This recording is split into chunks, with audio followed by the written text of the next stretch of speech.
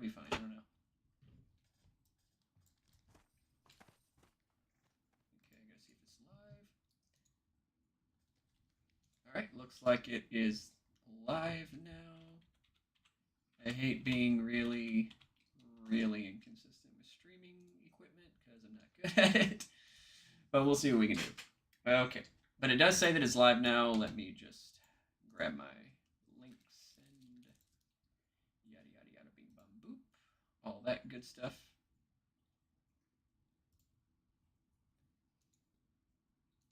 I hate being...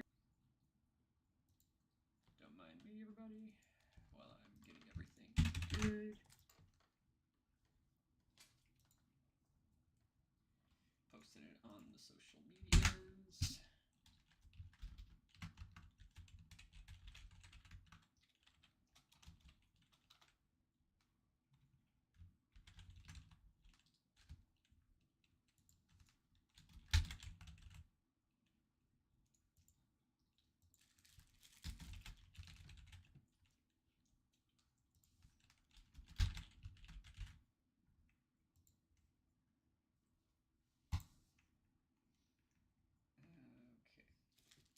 Got this. Holy! Hey everybody! Yeah, I know who drew that logo too. Somebody by the name of Castle Brava. Do you happen to know him?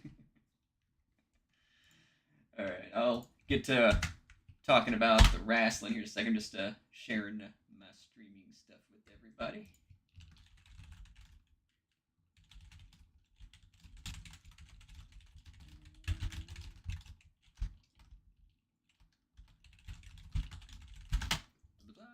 Okay, so there we go. Hey, Trevor, good to see you. Let me just go over here. Okie dokie. Don't mind the game, by the way. I'm just playing... this is, by the way, not like the official World of Warcraft server. This is actually a private server called Turtle WoW. I've known about them for about a year or so. Actually, I don't remember exactly when me and Molly discovered them, but we're glad we did because these guys are awesome. And they add a lot of cool content and stuff. But if you don't know Warcraft, I'm not going to go off into it. You don't really care about that anyway. Because I'm here to talk about my wrestling journey so far. I've made a lot of interesting connections this past year, that's for sure. Some great ones. Haven't had very many bad experiences so far. Even so, it's not really relevant if I did. I'm just really enjoying my time as a professional wrestler. I have not been an official, like, professional wrestler for very long, by the way. I've just only recently started. So I'm not gonna, like, try and carry myself like I'm some kind of vet or anything like that, you know, like, if I give anybody advice on wrestling or something. Nah, you don't gotta join me today, Ty. Again, I'm just, like, bullshitting around with this character. Just something I can have on in the background while I'm talking, because I didn't feel like having, like, just myself on camera. I wanted something else to do because, you know, my ADHD-ridden brain isn't going to focus very well. Pardon me, guys. I have a case of it ditched. But anyway, so, I've been a professional wrestler for a few months now. I had my first match in October. Still more legit wrestling Roman Reigns. No. We are not going to bash the tribal chief in this chat, okay? Okay, look, the Bloodline story, it took them a while, but they managed to get Roman Reigns over pretty hard. And the Tribal Chief thing, that is amazing storytelling. And besides, even whenever Roman Reigns wasn't over, the dude was still a really good wrestler. Like, easily one of the best wrestlers of the past 10, 15 years. Like, just in terms of his, like, storytelling ability and ring work and stuff. Really good wrestler. Like, you know, there's no two ways about that. We acknowledge the chief, exactly. We acknowledge the tribal chief. That's what we do here. But yeah, oh, Iron Wings. I recognize you now. Yeah. It's good to see. I'm not gonna put you on blast, my man, because you know, you always show up my streams and stuff, even if I haven't streamed in God knows how long, like this time around, so I always appreciate you showing up. Thanks, by the way. But yeah, if you haven't watched wrestling in a long time, I highly suggest you check you check up on the Bloodline storyline they're doing right now with Roman Reigns as the Tribal Chief, it is really, really good. I promise. Goat for me is still Sting or Goldberg. You're never gonna have a better wrestler than Sting's Crow design. I'm a huge fan of Sting. Sting is definitely one of my all-time favorites. I mean, there's a reason why I do face paint in my wrestling gimmick. Yeah, I was actually thinking about putting face paint on for this stream, but I was like, it might be a little too much blue, because, you know, I've already got my my blue light set up right here. And I don't have a filter on, I just have a, I'm doing this kind of like, you know, cheap, I suppose. I just have a blue light set up right here. I'm just bullshitting in this game. But yes, anyway, so we're going to talk a little bit about my professional wrestling journey. I started last April as a trainee, and it's been a whole new world for me, that's for sure. It's definitely made me change and grow as a person just in such a short amount of time. It's really, how to put this? I've been kind of like complacent with a lot of my life at some point, you know. Not some, I would say complacent, more like a little I don't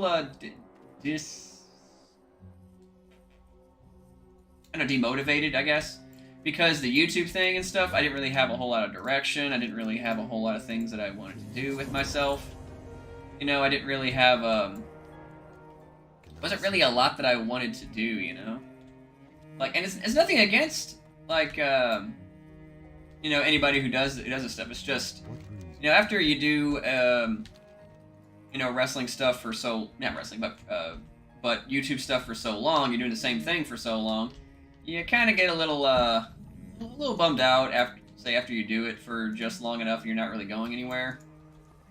And it didn't help that YouTube kind of throttled a lot of my my views and stuff and buried my channel with their algorithms, which is not fun, I guess, you know. I mean, again, part of it is on me for not uploading consistently and stuff, but I'm a bit of I'm nitpicky with editing. I don't just let things slide. I don't like putting out low-quality content. If I put something out, I want it to be something that I'm proud of, you know. So when it comes to YouTube stuff, I just kind of got disheartened with it all, you know, and social media in general is just a thing I'm just not like big on social media. It's not, I don't want to say it's depressing, it's just more so annoying.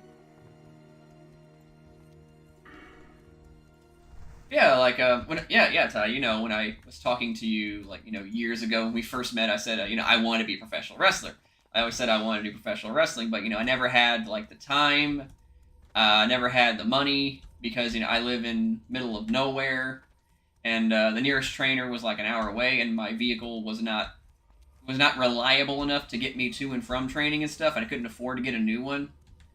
But you know, last year I decided, I'm not getting any younger, but I don't have to be like, you know, like someone who just started off at 15, 16 to go to professional wrestling. Because there are guys who are wrestling well into their 60s and 70s. There's a 70-year-old wrestler on Impact right now, for crying out loud. I have time. So I'm not going to waste whatever time I got left. I'm going to go into professional wrestling.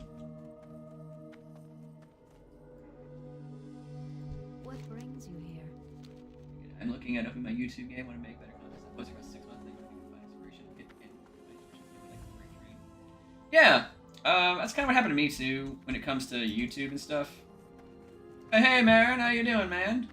If you guys don't know, Marin is the guy who created the Blue Mages theme song for Mages reviews and stuff. Much appreciated, man. And he's working on something for me right now when he gets some equipment. Like, I don't know how well that's coming back. He's been busy with some stuff. He just got internet. I saw that, actually. Awesome, man. Yeah, I asked him to make me something that I can use for a theme song. Right now I have a placeholder and stuff, and I actually use my friend... by the way, I'm going to give a shout out to my friend Andrew Stout. He was kind enough to let me use one of his band songs for an interest music for a while. If you haven't checked out Aperon Bound, I'm going to go ahead and type that name in the chat so you can look it up. That's the band. That's the band that he plays for. Amazing band. Check out their album. seriously, I remember like he was working on this stuff years ago, and he's just now like, you know, he just recently put it out. Killer album, years in the making, and it's so good. He deserves all the credit in the world. I'm so happy for him. Anyway. Oh yeah, Rowdy Roddy Piper wrestled until he died, and I'm convinced Ric Flair is going to be one of those guys who will die in the ring, because that's just kind of what Ric Flair does, you know? Man does not lay down very easily, you know? He's like, he literally had a pay-per-view event called Ric Flair's Last Match. He about died in it, and even then, afterwards, he was still like, I think I got one more in me. And I'm just like, no! Please! Please, Rick! No, don't do it. Please. I don't want to watch him. I don't want to watch a man die in the middle of the ring, you know?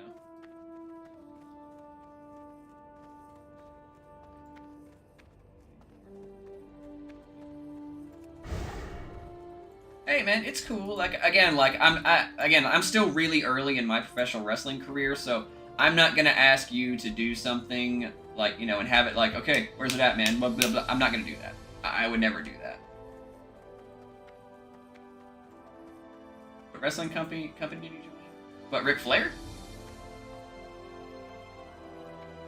Or me? Because, I mean, I can talk all day about where I train at and stuff. I'm not on their like main roster yet. I'm not even on their B show. Well, I don't want to call it a B show. More like it's kind of their equivalent of NXT. I don't mean to disparage you by calling it a B show. Because everybody on a lot of guys on their NXT equipment is actually on their main shows as well. Very good wrestlers and great people too. As for Ric Flair, I don't know if it was a wrestling company he joined, but it was just a... Oh, me, yeah. Okay, so right now I train at a place called AML Wrestling, based out of Winston-Salem, North Carolina. And they're kind of they're actually like the biggest like wrestling company in North Carolina right now, and maybe even in the Carolinas in general. They're huge compared to a lot of like other indie feds that I know of. Like in fact, they also have like the second biggest wrestling convention of the year in the country. Right behind WrestleCon, I think it is. They do it every year at the end of the year. It's called WrestleCade. It's massive. And I was actually staffing at this past year's WrestleCade, and I got a chance to speak to Asia and Demondale Torborg. Me and Molly were actually helping out with their booth for the show, for the weekend and stuff. That was really cool. They were really nice to us. They were so sweet. Loved both. Asia was so enthusiastic about telling us about how they adopted these wolves, and I'm like, oh, that's adorable. I love it. Really wholesome people, lovely people, love them. Beer City Brews is a good coach. Dang right, he's a fantastic coach and a fantastic person too. So I want to give a shout out to my trainers. My main trainer is Coach Josh Gary.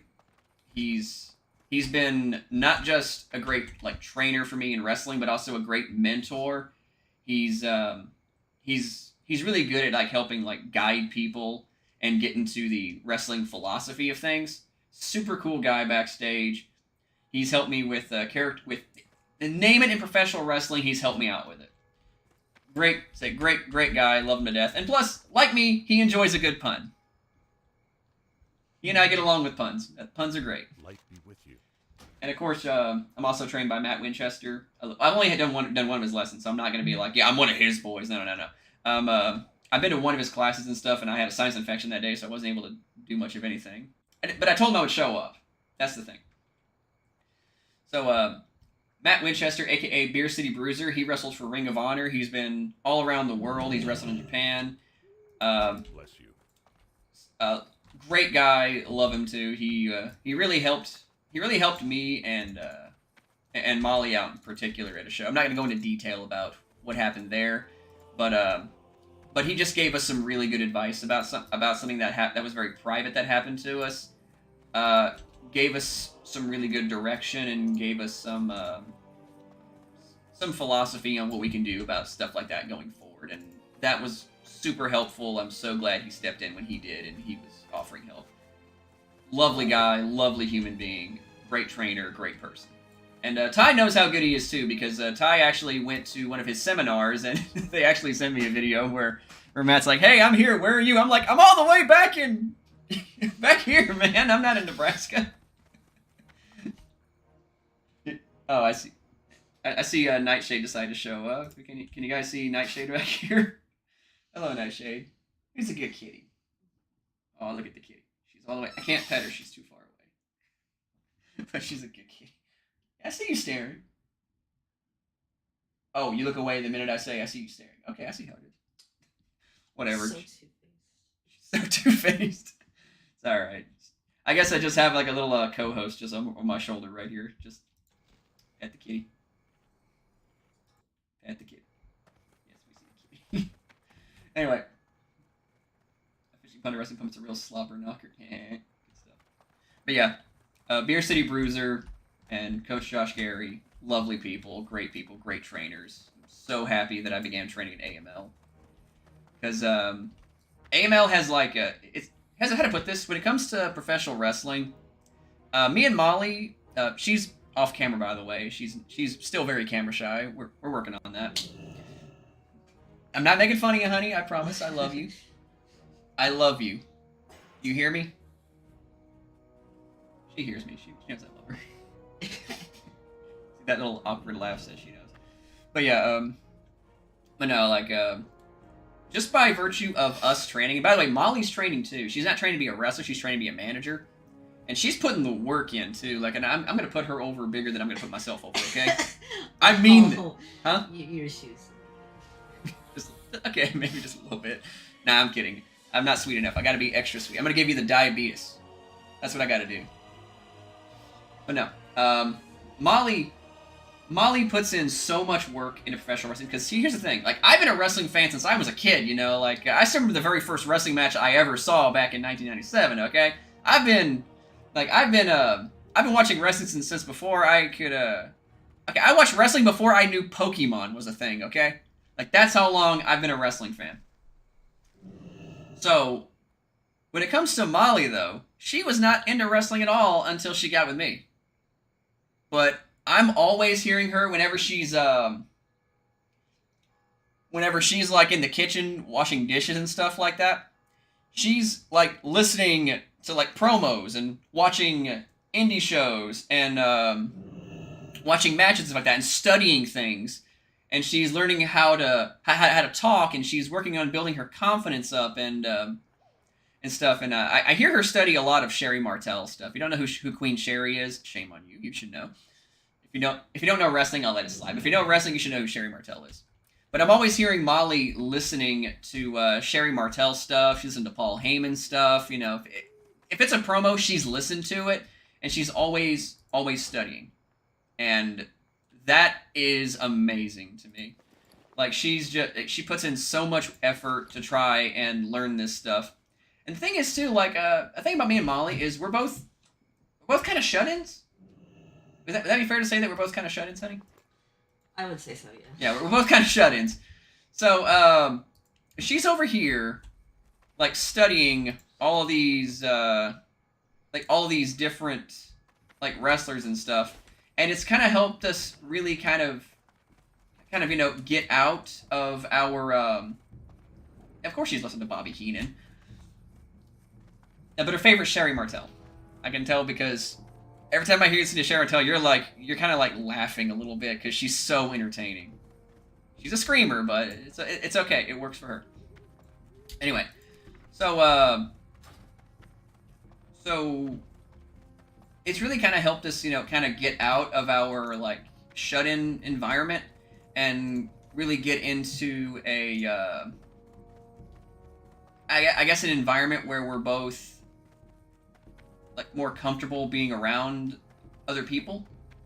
It's really helped us get out and about, you know. And I think that's like the number one thing that I really appreciate about professional wrestling. It's helped two shut-ins kind of like find their find a bit of their calling, you know. Like, I knew I always wanted to do it, but I always had hang-ups. I was thinking like, oh, I'm not athletic enough. I'm not buff enough, I'm not strong enough and stuff. And then I go there and I see a lot of wrestlers that I'm already bigger, stronger, and more athletic than, just on the indies, and I'm just thinking, heck, if they can do it, I can do it. I'm not bashing anybody, by the way. I understand that, you know, building up a physique and a look and getting athleticism, it takes a lot of time. A lot of time. So I'm not going to bash anybody who does that, you know? What do we need?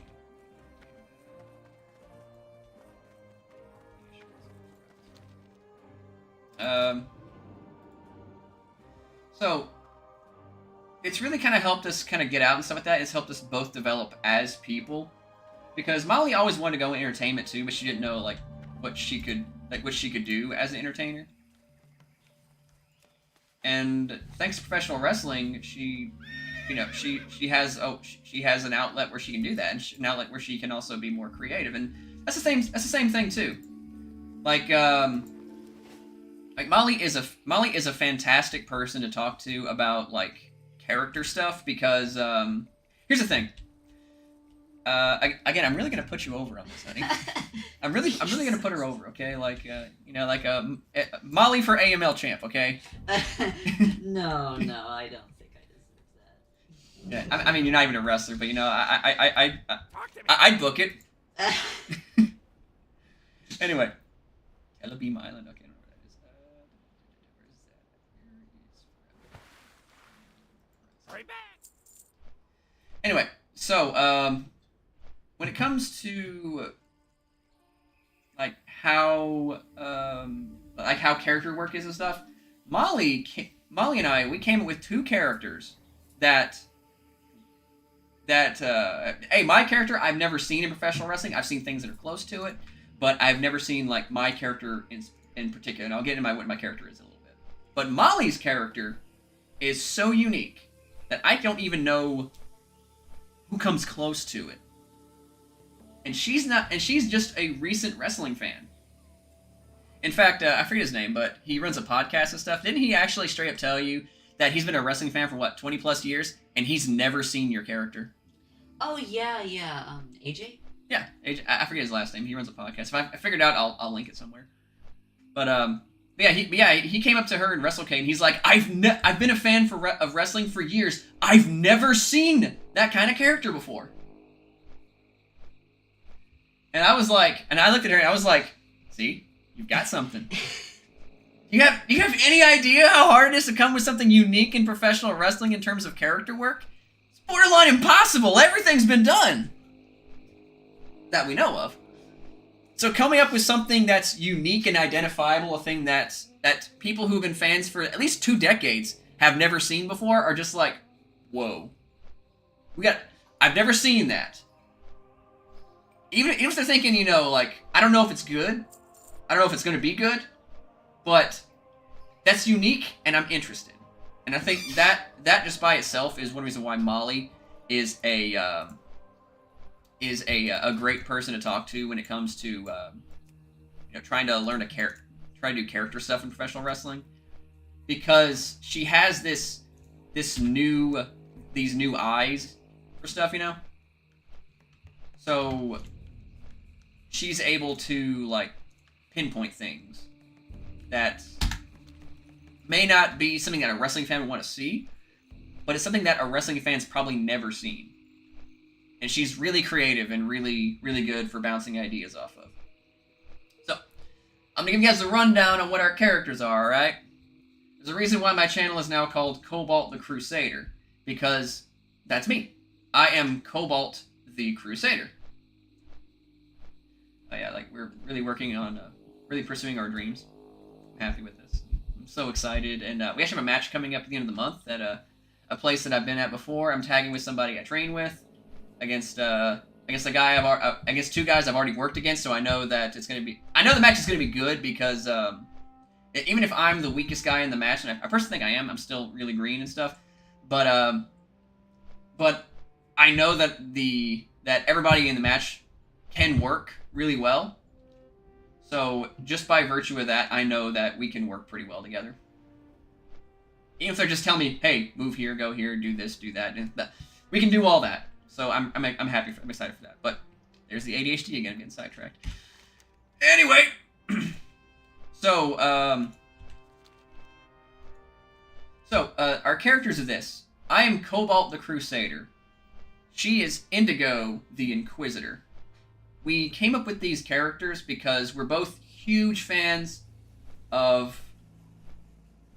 I mean, I suppose. I mean, you know, you never beat your first impression, so you can refer to me as that if you want. But going forward, I'm Cobalt the Crusader. So my character is this. I am an honor-bound knight, or a guy who is not really a knight, but is a guy who is like, you know, I'm taking inspiration from the heroism of the Crusaders of old, because I want to purge professional wrestling of evil. You follow me? So, my character goes into pro wrestling because I want to stop all forces of evil that I have recognized that has been kind of plaguing the industry. We're talking like, you know, basically to summarize it, I'm a heel hunter. There are some characters who are kind of like that, you know, where they're kind of sort of, you know, trying to like fight people and stuff like that. But my character in particular, I just straight, like, I'm out here, I'm the proactive heel hunter. If you're a bad guy, I'm coming for you. That's my shtick. I have a knight helmet. I come out with a knight helmet on and stuff like that because I'm trying to honor the warriors of old and stuff by wearing something that they wore, they fought, they died in and stuff, and I'm honoring that tradition of fighting back against evil, you know? Because I realized there's not really a Crusader character. Like, there have been, like, some knights and stuff, I suppose. Ones I can think of are Jerry Lawler's knights from Survivor Series. Cobalt the Heel Hunter is a great nickname. That's not bad. I mean, it's that's a good summarization of it, I suppose. But how to put this when it comes to the heel hunter thing? Well, here's the thing: in professional wrestling, you're never going to be babyface or heel your entire career. So if I call myself Cobalt the Heel Hunter and stuff, that pretty much puts me as babyface like all the time. And sometimes there may not be room for another babyface on the card, so I've got to be heel sometime. I have not done any heel stuff yet, but it's inevitable. It's going to happen. One of these days, it's going to happen.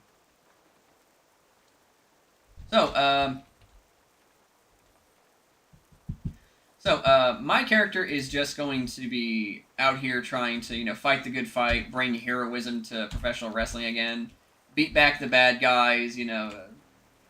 I'm putting a spin on the white meat babyface character that everybody has and kind of hates, but I'm doing it in a way that I think is kind of cool. And plus, I love theatrics. I love cool stuff, and I think it'd be really, really neat to have this kind, you know, my kind of character in pro wrestling, because you don't have many proactive, like, you don't have many proactive sort of guys who are fighting back against bad dudes, you know? You always have heels hunting bad guys, or hunting baby faces. You don't have anything in the reverse. And I noticed that in professional wrestling, okay, look, I'm not going to dunk on anybody. This is just how it is. But how many times do you know of an indie organization or some major professional wrestling organization or something like that, where there's either a single or even a stable of some supernatural dark wrestler? They have dark powers or something like that, or some kind of satanic shtick running on. The answer, a lot. There's a lot of those guys. Nothing against them. That's the character they want to portray. I think it's fine. In fact, let's face it. We all love Kane. We all love Undertaker. We all love Bray Wyatt. If they can do it, anybody can do it. That type of character anyway. But the point is, you need some light with some dark, you know? Nobody's doing... There's not really a foil to that, you know? There's not really a Batman to the Joker in this case. Oh no, like, throwing Bibles into the crowd. What do I look like, Striper? Okay, I'm not gonna give Striper any guff. I love Striper. Striper's great. Grind those heels into the dirt where they belong. Deus Vult. See, here's the thing. My friend Darian suggested I have to try and find some way to leap to the outside of somebody and call it the Deus Vault. And I'm like, dang it, I didn't want to do any dives to the outside, but I'm gonna have to learn how to do it because that is a great name! Oh, well, everyone has to do a dive eventually and stuff, but I'll learn how to do it eventually, mark my words. But when I do, it's like, I'm gonna do it. The Deus Vault. Perfect. Perfect stuff. Okay, so that's my character. To summarize and stuff, there's some more aspects I have into it, of course, you know, like the whole backstory. I mean, I'm working on a cinematic for it. Like, maybe my hair touched up and stuff, and I got some new gear coming in too that I want to prepare for it. Me and Coach already worked out like sometime I can do some stuff at the training center where we get things put together for a cinematic thing. Because he knows me, I love my theatrics. Theatrics are cool. Anyway, so when you see the cinematic, you'll get a better idea for it, and Molly's gonna be involved with it too. But Molly's character she's an Earthborn angel who has basically been kind of taken in by my character's zeal and determination into stopping evil, and she has made me her champion of sorts, you know? She has selected me to represent her in a seemingly never-ending battle against the forces of evil. And we have this thing. I don't want to spoil what we're gonna do and stuff, but I have this thing planned that where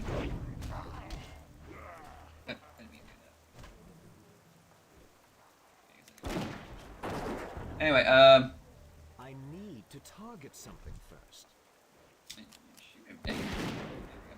But we have a couple like interesting spots planned and stuff. But that's like kind of like the crux of her character and stuff. We're still working on like her promo stuff and like a lot of her motivational stuff, but right now it's like pure mystical stuff. And mystical stuff is cool. I don't care who you are, mystical stuff is cool.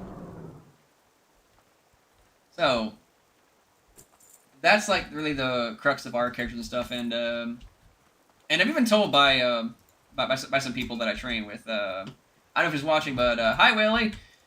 He actually mentioned that just by having a character, we've already got our foot in the door for a lot of wrestling. Because some guys will come into wrestling and they have no earthly idea what they want to portray. They have no idea what they want to do, who they want to be, why they're doing what they want to do. They just know, do moves, you know? And nothing wrong with that. Nothing wrong with that at all. Not everybody has like an idea for a character and stuff. Not everybody can come up with things. And here's the thing. You don't even always need a character to do well in professional wrestling. Sometimes you can just be first name, last name, I do good moves, and I'm over like Rover and stuff. That's fine. You don't need to have a super detailed motivation. Hello, Eli. How you doing? Sometimes you don't need to have like some super detailed motivation for professional wrestling and stuff to have a character in it.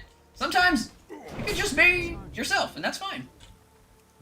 But in my case and stuff, I always gravitated towards like I looked through all of my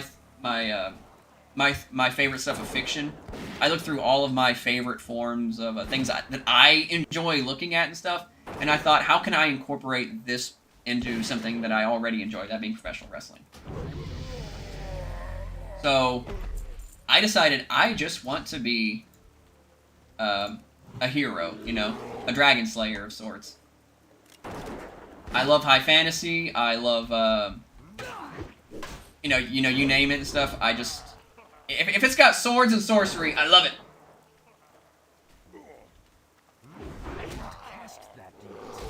Yeah, I feel naked without training, so I get you, man. Gotta show up though. Gotta show up. Is now getting to wrestling fight up due to the Masters of the Universe WWE crossover action figures.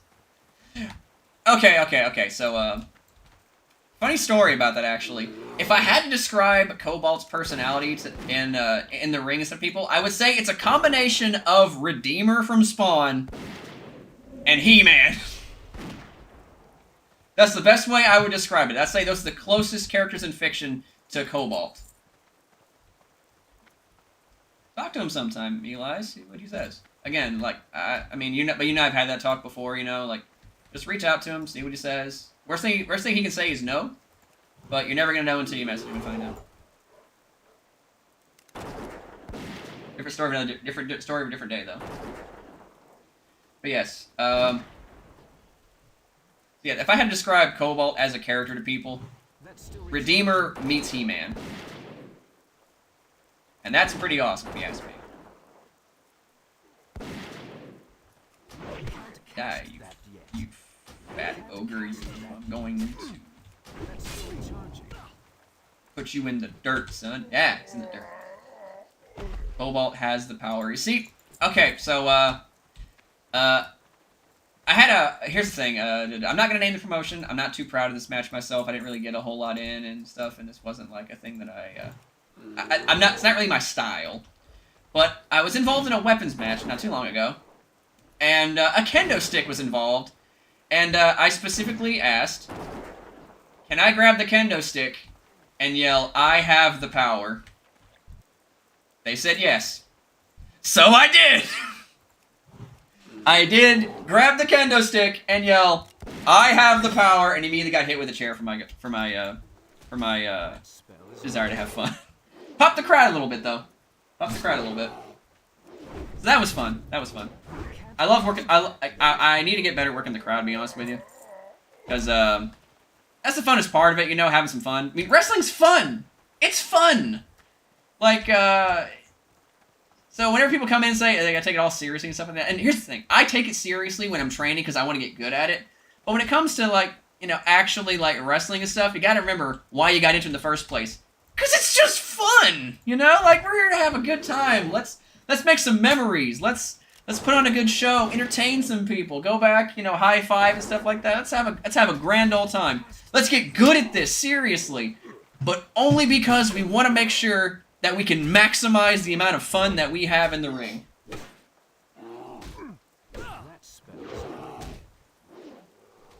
So yes, that's like my general philosophy. That's one reason why I want to get better at wrestling and stuff, because I love training. I love it. It is fun. I always have a grand old time. And every time, and when I have a match and stuff, I try to make sure I have a good time while I do it. I gotta have concussion shot. I haven't played a hunter in a while.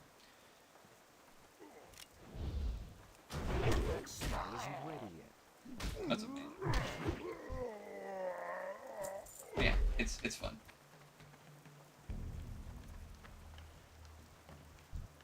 By the way, I actually thought about getting one of those like one of those like He-Man breastplate things and stuff like that. Maybe wearing that during wrestling, but I don't know how cumbersome that would be. Maybe getting like a cloth one made or something and having something similar put on it.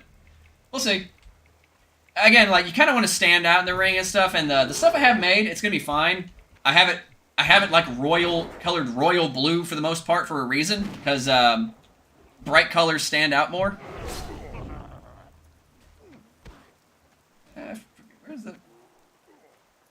I forget where the... Whatever. You able to do walk-on music? Walk-on music? What do you mean?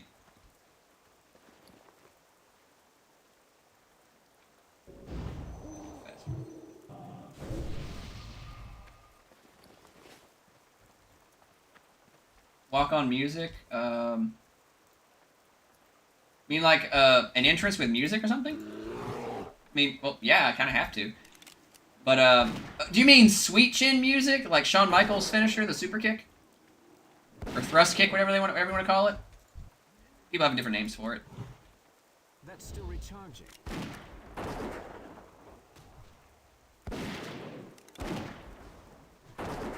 Oh, like Enter the Ring music playing as you walk into the arena? Yeah, yeah, all the time. Like, that's part of wrestling. Yeah, I'm able to do that. I have a theme song that I use right now for a oh, where'd he come from? I have a theme song that I have right now and stuff as kind of like a placeholder until I get like some more like custom. Because you kind of want to have as much custom stuff as you can. Nothing against having placeholder music and stuff, but yeah, you always want to have something as custom as you can because that way it becomes more identifiable with you. You know, like if you have okay, let's say oh, hey, thanks, Maren. You didn't have to donate anything. I really appreciate that. I've been out of work for the past like 3 weeks, so I really appreciate that. I haven't lost my job, for the record. I still have my day job. I'm not quitting my day job anytime soon. But here's the thing. I work from home primarily, and my computer, the computer my job gave me and stuff for it, it's not agreeable at the moment. So I've been out of work for the past little while and stuff. I have a new one. They sent me a new one. It's gonna be here in a couple days. They said it'd be here by Friday. You know, wrestling God willing, so I can get back to work and stuff. But I've been out of work for a while due to sickness and stuff like that. And then this happened, so it's like bad timing all around. I'm not broke, but the $10 is helpful. Thank you so much. Really appreciate it. I'm not gonna pity beg anybody for money, by the way. Don't donate just because you hear a sob story from me and stuff. I mean, I can't even prove to you any of that's true, so I'm not gonna try and, you know, get you to donate or anything like that. It's just I appreciate any kind of donation, you know. Thank you so much. So what was I saying about pro wrestling before I got sidetracked? Apologies for the He-Man quote. I was wishing to give much more. I appreciate that, man. You're a good guy and good friend. I love you.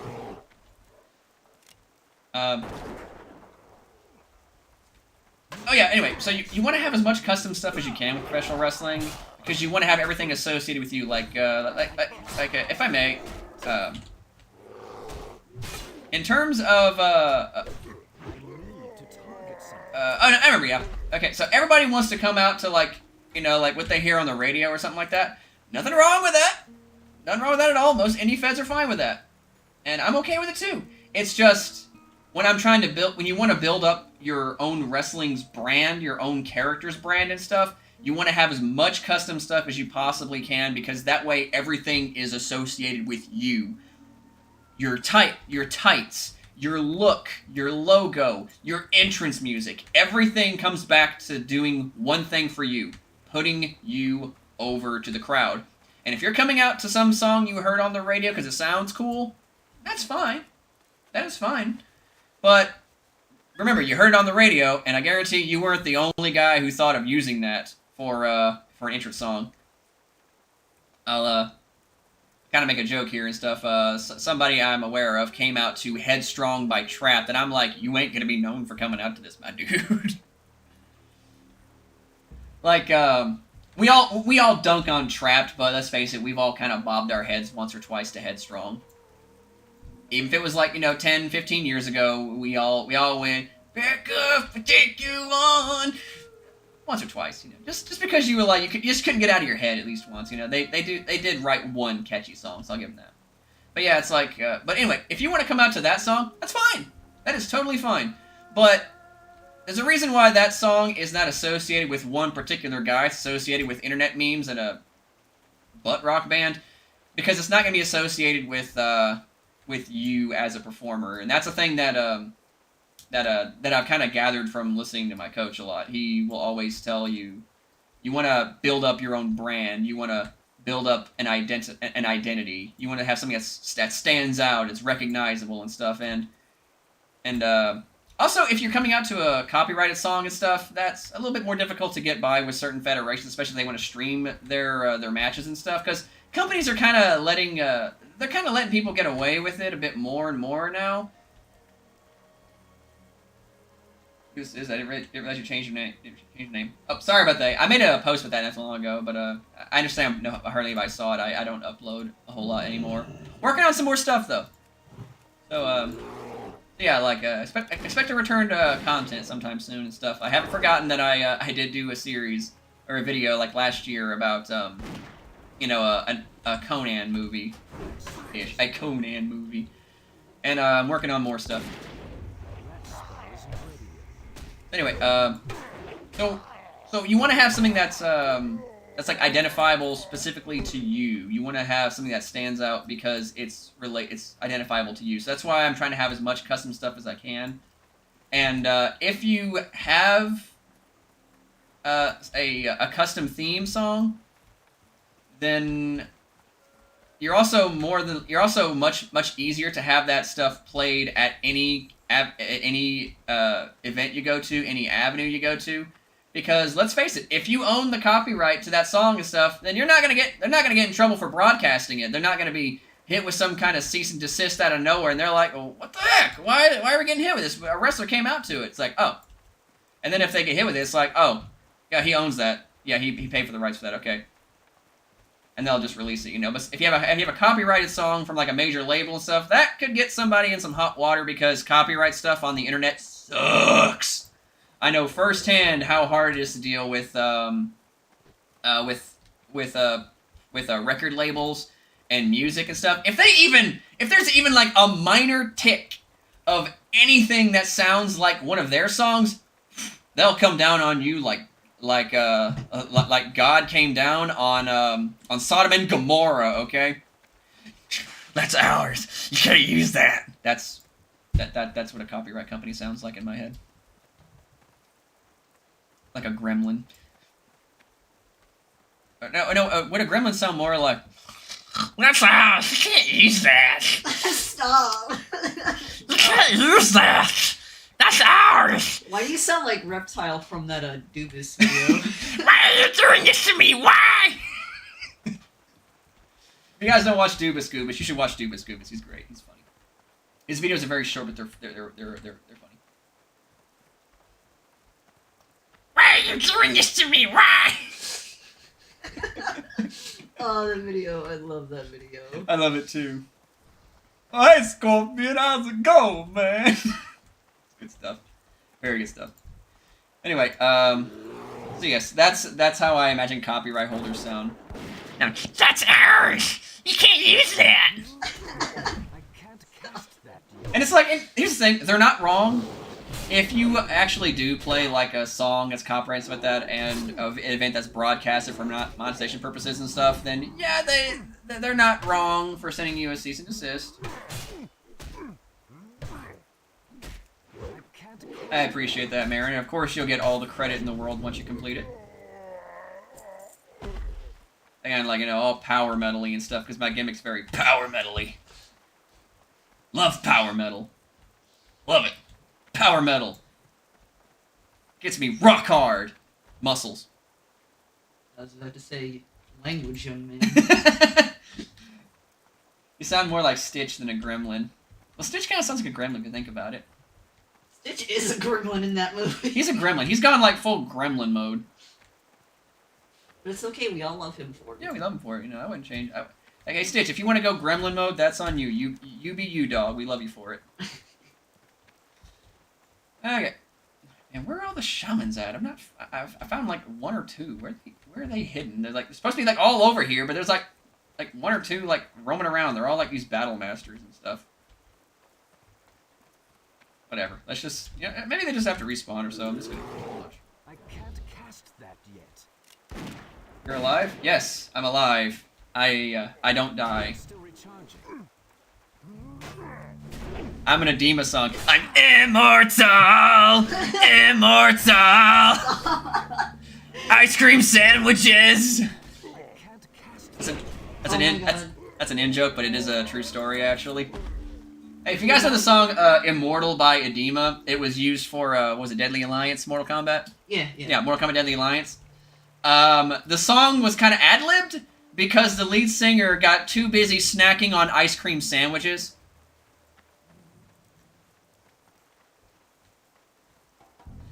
I don't know. That's just the funniest thing to me. You know, you got this heavy metal band, new metal band. It's metal.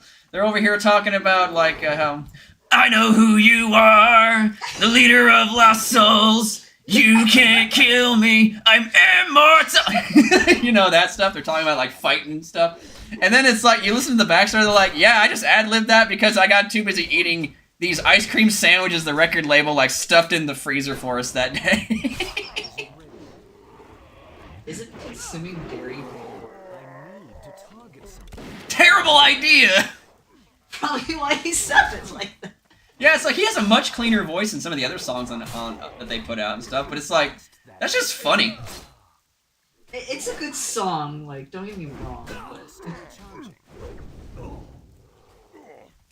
It's just funny knowing that that's the end. Mm-hmm. It's hilarious, actually. Oh yeah, I know that the lead singer of Edema is the brother of the singer of Korn. You know, Jonathan Davis. I knew that. That's, you know, it's like it's kind of how like he got around and meeting people. Actually, he had some connections. I'm not dissing him. I actually love that song. For the record, it's like I don't even like. Yeah, I like it ironically. No, I'll be the first person to admit I like some new metal. I have a new metal playlist in my in my Amazon Prime. Okay, like I like new metal. There, I said it. Judge me all you like. I like new metal. Can't get me. Man. Bingus. Die! I'm gonna shoot you with my gun. But yes, as opposed to shooting him with the rocket launcher I have stuffed in my back pocket, apparently. Anyway, so yeah, I forgot what I was talking about. Dang it, you guys got me joking around, and I'm over here like you know, making jokes about new metal and stuff, and I forgot what I was talking about because I have the ADHD. Where's my meds at? Actually, they're around here somewhere.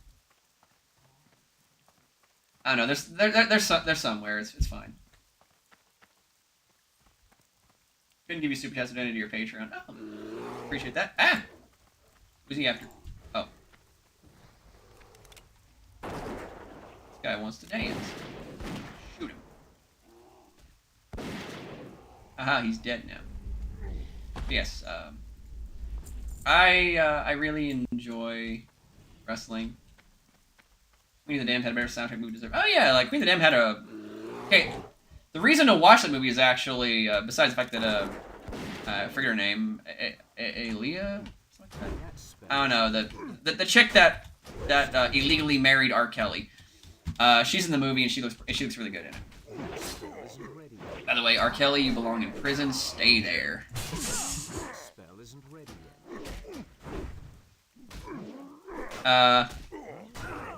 Yeah, she looks gorgeous in that movie, so that I'm like, no, that's pretty good. That's pretty awesome.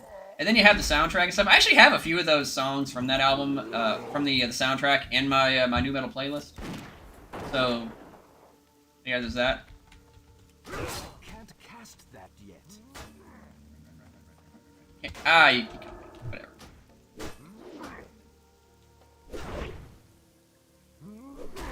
There, we'll do something more useful.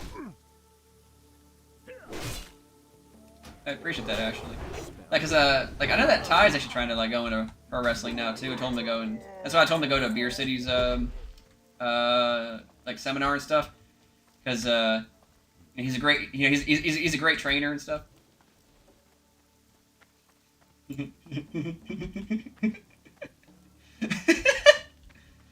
Okay, I'm gonna read that out just because it's funny. Honey, Marin just said, I bet R. Kelly is in a piss poor mood now. I hate it.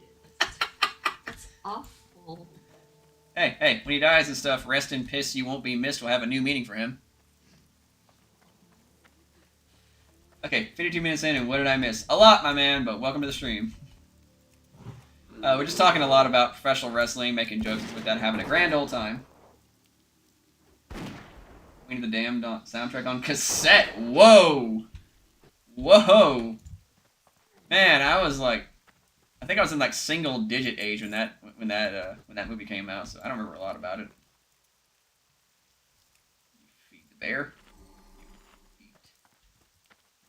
And eat food.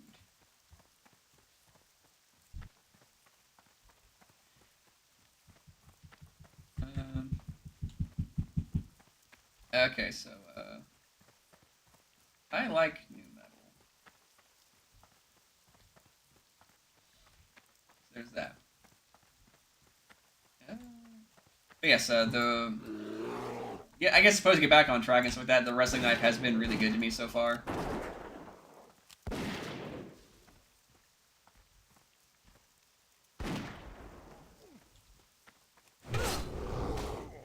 Can't hit me.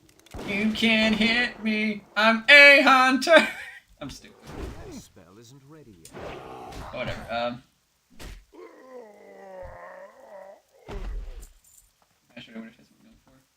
Yeah, I don't know what. Actually, I mean to ask Matt what he thought of your character and stuff. Because I'm sure he has his own critiques of it and stuff. But I've already let you know like what I think about your character and stuff and how that can be portrayed and whatnot.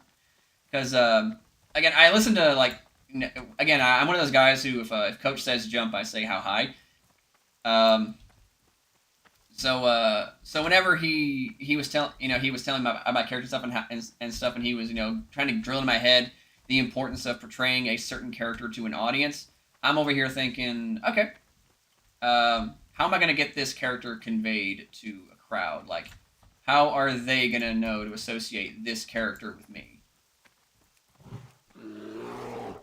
So that's like my number one thing right now is just trying to figure out that of what I can do with that.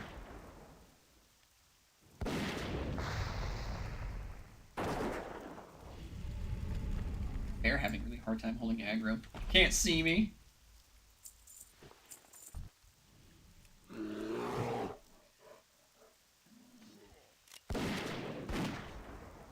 No. Stay over there. Stay over there, honky.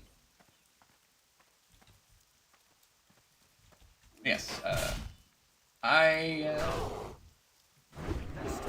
swear I have more things to say. I swear I do. But my ADHD brain is having some difficulty holding words.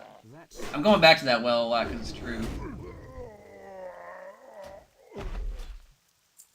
Yay, I have a distress beacon.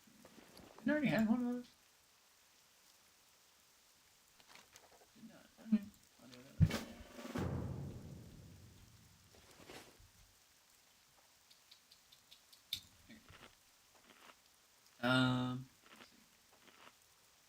Is John C in the chat? He is. You just can't see him. I was wondering who's gonna make the joke first. Of course, it was gonna be me. Wah. Wah. He. Wah wah. Wah wah. How about we talk about the Dan Slam? Yes, the most powerful move in professional wrestling history. The Dan Slam. Okay, so, literally like the first day, we had to learn how to do body slams and stuff. I was given one to a guy I trained with, JJ Cerna.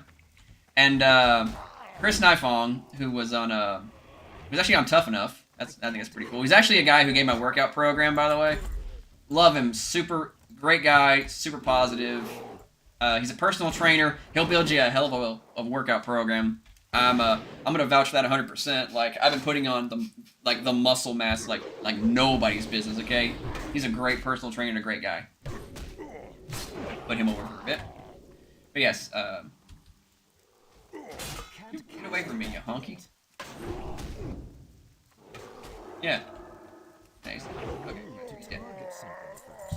Anyway, so I have a friend named Dave. I don't know if he's in the chat right now, but if he is, hi Dave. I don't think he is. Usually Dave would make himself known as like, hey Dan Slam, or something like that, you know. Anyway, so my friend Dave, love him, funny guy. He discovered my coach and stuff. And he just took a bunch of my coach's like pictures and stuff like that, and he's just making like non-stop memes about the Dan Slam and stuff. They are funny. They are so funny. And what's funny is he's even done that. He's even like posted them while Coach is in the comments of a particular thing and stuff, and Coach is over here going. So he's the Dan Slam guy. It's great fun and stuff. Again, very enjoyable stuff. I'm so happy I got into professional wrestling. I'm living my dream, and I'm having a good time while I'm doing it. Wouldn't trade it for the world.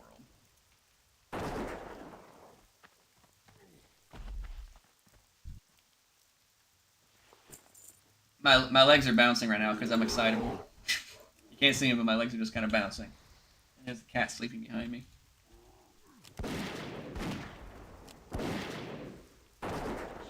Bullets.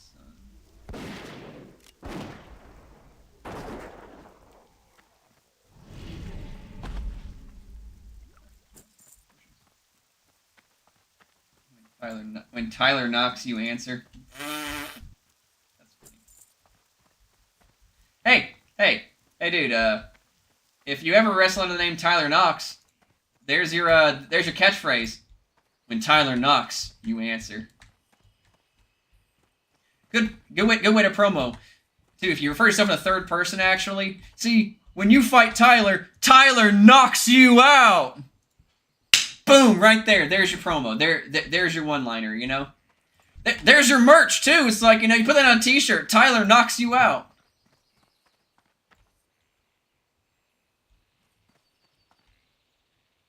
I'd buy a ticket. Go get him, dummy. Dumb bear. Not knowing to go get somebody I'm telling him to go get.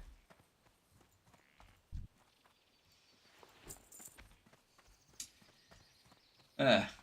Good stuff. Yes, finally these shamans are starting to show up a little bit. I guess I have to take it on spawn a number of times. Vanilla. It's been a message you posted. I'm always missing your stuff. Explains why you left the World Channel and thing popped up a while ago. Yeah. Again, I did make it I did make a public post about that. You guys should check the community. Always, if you don't know where I'm at and stuff or what I'm doing, check that community tab on my YouTube channel right now. I will post there sometimes. I'll post there sometimes all the time, actually. Not as frequently as I'd like to, because I'm sometimes I'm a bit of an enigma. The inner machinations of my mind are an enigma. But I post there a lot about updates and stuff, things I'm working on, things I'm going forward and stuff. I've missed your shenanigans. It's nice to be missed. It's nice to be thought of. I appreciate that. That means a lot. Thank you. Over with you, stinky fat belly. I'm gonna. There we go. He's dead. Stinky, stupid ogre with your other stinky fireball fat belly. Gonna poke a hole in you and watch it deflate like a balloon. What am I talking about? But yes, I've been enjoying professional wrestling quite a lot. It's been an experience. I've met some really great people from it. I've met some... It's given me a lot of confidence and stuff. It's given me a lot of, a bit of, like, drive and direction in life, too. That's the thing I really appreciate about it. Like, it's a thing I've always wanted to do since I was a kid. So the fact that, like, that I'm doing it now, and it's not just everything that I expect it to be. It's actually a lot more than that. I expect it to be something that I'm gonna have to work a whole lot with and stuff, and I'm always really nervous about meeting people. I overthink things. People get on me for that. Actually, they're like, Danny, stop overthinking things. Get out of your damn head. I've even been told, like, no, you're good. Just get out of your head and you'll be better and stuff. But I'm self-conscious, I'm always like trying to make sure that I'm not stepping people's toes and stuff. But I was always worried that I was going to. I'm always worried that I'm taking people off and stuff. So that's a paranoia of mine. I'm sorry. So the fact that wrestling is not just like it's everything that I expect it to be, but it's also a lot more. It's been welcoming, inviting. It's fun. I'm meeting some great people, making some great friends, making some great memories and stuff. Like, even if I don't go far in it, I'm glad that I did. I can say I mean, I can say I can if I go nowhere in pro wrestling and stuff, I can at least say to people who ask me, I was a pro wrestler once. I loved every second of it. It was fun. I'm curious, did you check your Insta DMs? Because I sent you a link some time ago. That's something I talked about in a stream a long time ago. Where at did you send it to me? Like Instagram and stuff? Because, oh yeah, Instagram. Let me check, actually. Because I actually do check my Instagram direct messages all the time. Let me go and pull it up right now. For the record, I have 2 Instagram accounts right now. I have a mention, actually. Oh, Molly, thank you.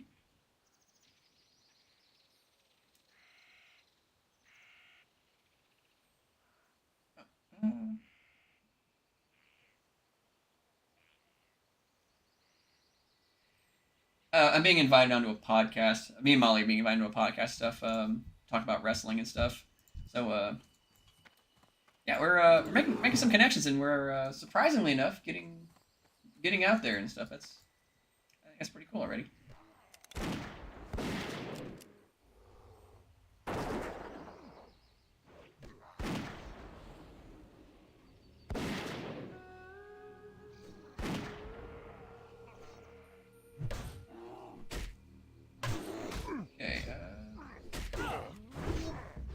Okay,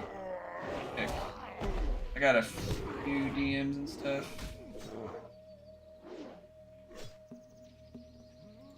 Oh, got my bear, hang on. Let me go to my other, because I do check my messages and stuff as often as I can.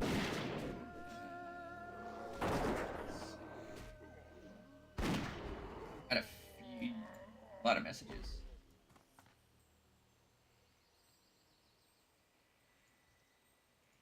A lot of these are really old. We're talking like months old and stuff. Yeah, I don't know like what the message was, where it was specifically and stuff, but it does, like, an Australian translation of a dojin does sound hilarious. Like if it's one of those little hentai dojins and stuff like that, I just imagine the translation be like I'm gonna put my shrimp in your bobby or something like that. Okay, everybody, just I don't know, just find the nearest bus and throw me under it, I guess, for that one. That was bad. See, this is why I should not be allowed to do any kind of translation job.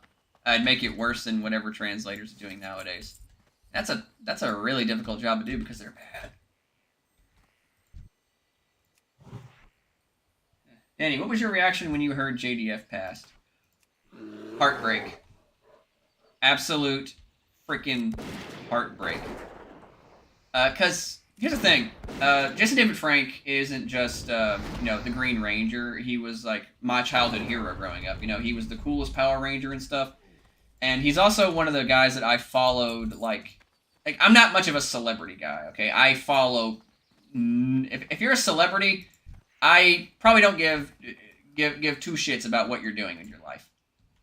But I always follow what JDF was doing. Because I always thought he was, he seemed like a really down-to-earth kind of person, And the fact that he was a Green Ranger and stuff, and also a legit martial artist, and a person who always was posting stuff that was, kind of uplifting and motivational and stuff, too. It kind of showed me, like, what I could do with my life, and I really appreciate it about him. And I was also fortunate enough to have met him at one point in time. Do you guys know the story of that year Phoenix Comic-Con nearly got shot up by that one lunatic? Okay, so the story about that is apparently he actually went to the the convention to shoot Jason David Frank, actually, because apparently they had like some bar fight like 10 years ago, and of which the dude's a lunatic, and that bar fight didn't even happen. I know this because when I went there, I actually learned about all of the news that was breaking and stuff at the time, because Jason David Frank was staying in the same hotel on the same floor as me and my previously mentioned friend Dave and a few of our other friends who were staying there for the convention.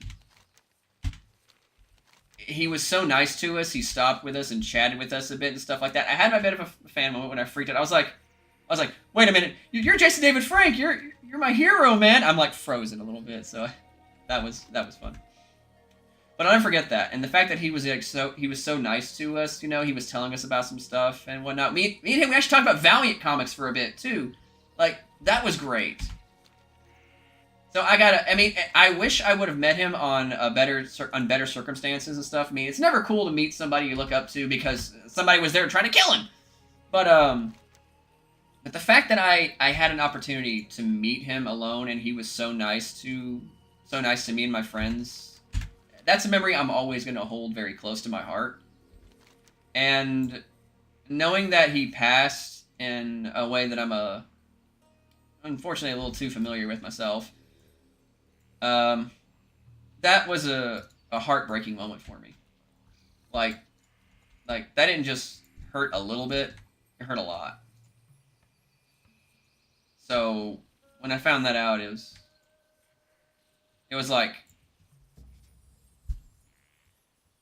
didn't know what to think, other than sadness, and well, that's really it. I only met him once, but the fact that he was such a huge part of my childhood, it felt like I lost someone a lot closer. And I am not a celebrity guy. I do not follow celebrities, like, at all. 9.9 times out of 10, if you're a celebrity and you tell me something, celebrities saying they're doing this, they're doing that, and stuff like that, I don't care. I do not give much of a about celebrities.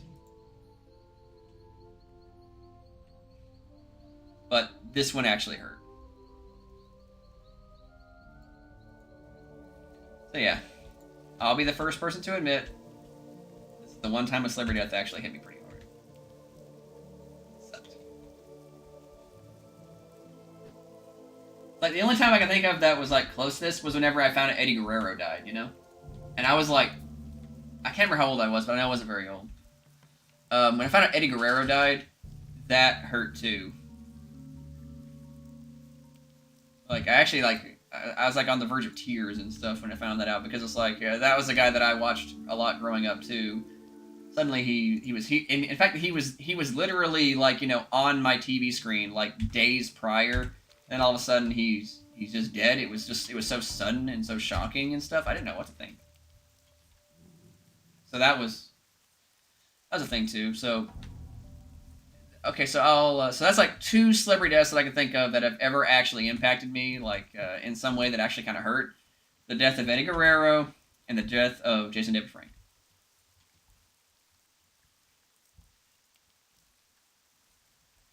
On a lighter note, I like Bang Energy.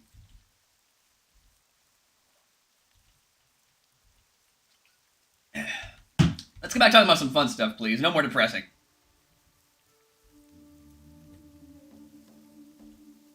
Some of these guys in the chat are funny. Just good for a Fury Warrior Fight Club. We don't talk about that, man.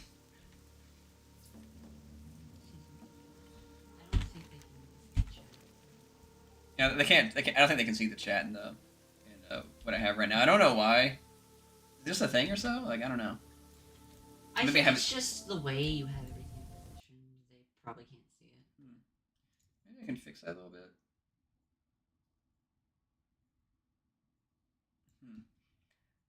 Let's see if that fixes it a little bit. I'm hoping it does.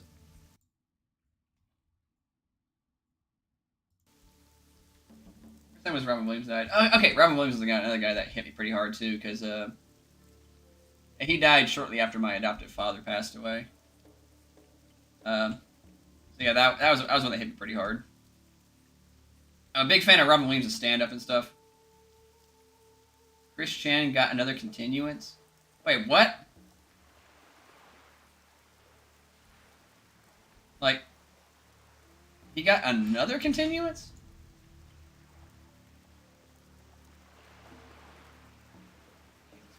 Sometimes that guy get me in trouble.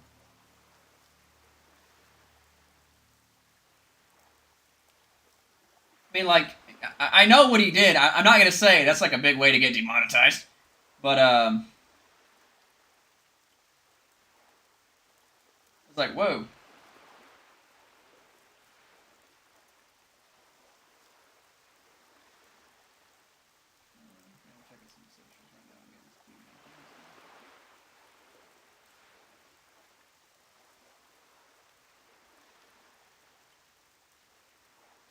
I think continuance is just when he wait for a boat, by the way.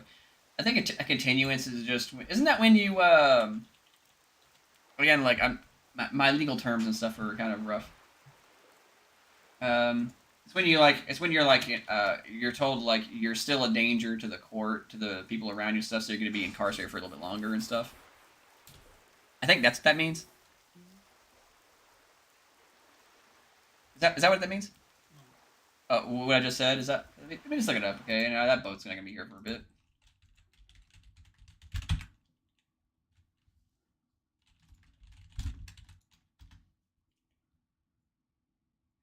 A court may grant to delay proceedings until a later date. Okay. So yeah, they're not gonna be proceeding with his case for a little bit longer. You can have one video game weapon in real life fully function with all the game powers and effects. What do you choose?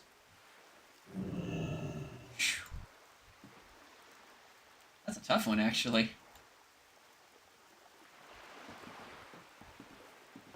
Yeah, that trial's getting pushed back a little bit. Dang, I'm trying to think.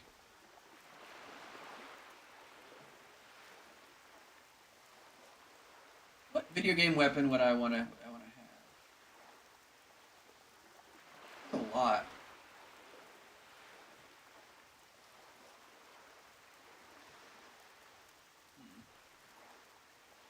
All in-game powers and effects. I want something overpowered as hell. Something that's like, once I get it, it's like I'm unstoppable. I don't want Frostmourne, as cool as that would be. No, it's like as cool as that sword would be to have and stuff like that. You don't want to actually own it because it has all the powers and stuff and effects. It's like, oh, that thing's gonna turn you evil. I'm evil, fella. I commit nefarious acts, fella, on my troublemaker shit.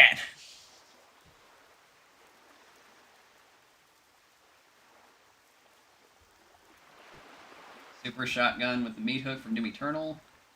That's pretty cool.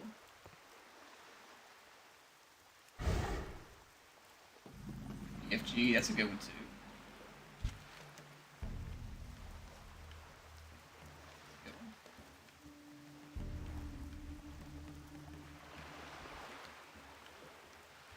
What would I want? Okay, I know what I want. I would like to have the Jade Dragoon Spirit from the Legend of Dragoon. That's what I want. That's not even that overpowered. I know, but I really thought about it, and it's a sentimental thing for me. It's my favorite video game. So if I could just have that and stuff, I'd be happy. Magical dragon armor and stuff, and ability to, like, use wind magic. Heck yeah. Awesome.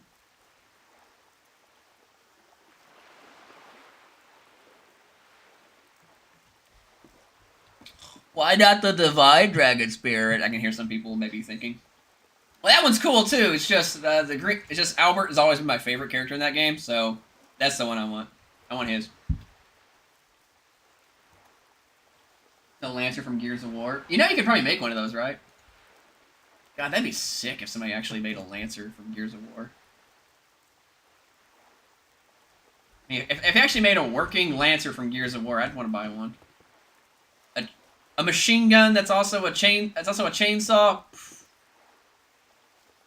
And just after that, just put some ammo. Just give me a bunch of ammo and just put me on a boat. Send me to whatever terrorist organization you want. I'll come back and stuff. They'll all be dead. I'll find an excuse to use that chainsaw too.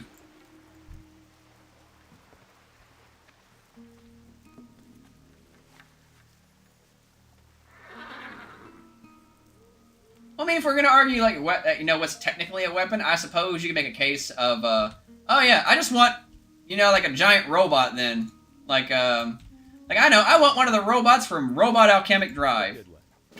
You need something? See you around. One of them big boys. The chainsaw would jam the gun. Well, you could probably do that. Like you probably finagle it to where it would work without you jamming up the gun.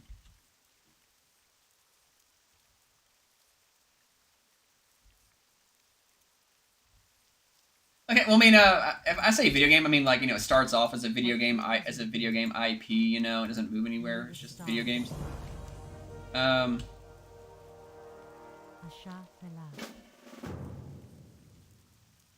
if we can use like anything from like stuff that's just been in a video game and stuff, then it's like then there's a lot of things that it's overpowered as heck in fiction that are like in video games that would be like Jesus, that's nuts.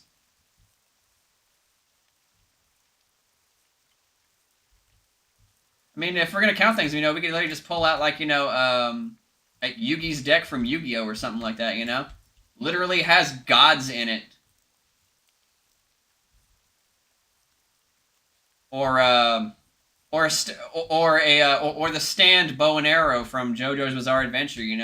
Just hit yourself with it and give yourself a stand, and then hit yourself with it again and get a more powerful stand. It's like I mean, if we're gonna count anything that's been in a video game, there's that.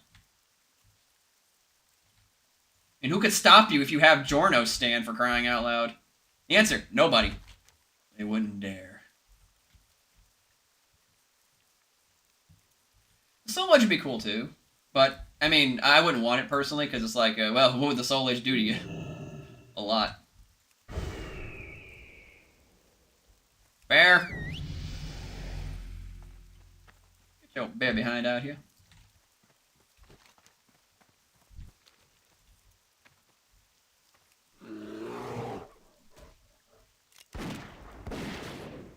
That Soul Edge is powerful and stuff, but it also is like kind of, like it will corrupt you.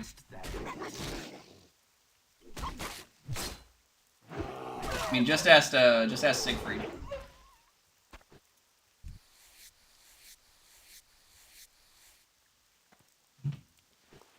Metal Gear Rex is my weapon of choice. I could launch a nuke at Russia, China, North Korea, and they wouldn't know where it comes from. Just so you know, FBI agent listening and stuff, I was just reading a comment. I don't actually want to. I don't want to nuke any country. It's a giant robot from a video game that would. In Metal Gear Solid weapons, in Metal Gear Solid 4, there's a musket that, when fired in the right circumstance, it causes a tornado. That's a weapon. Wow. Only fires a tornado sometimes? That blows. Nothing? Okay. I actually didn't catch that. I said a gun that fires a tornado sometimes? That blows.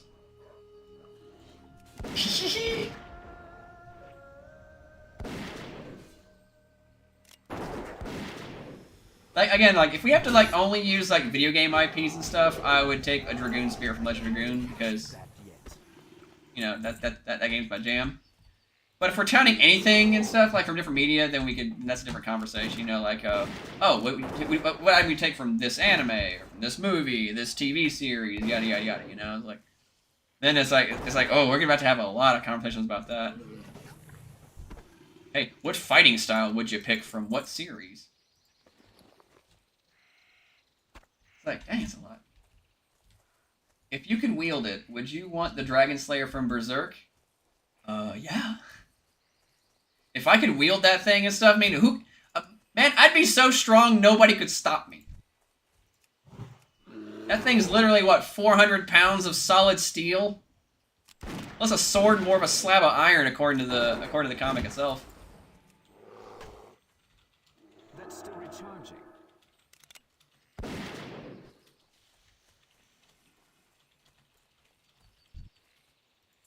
I've only played, like, maybe 2 Metal Gear Solid games. Like, I've played 1 and a bit of 3.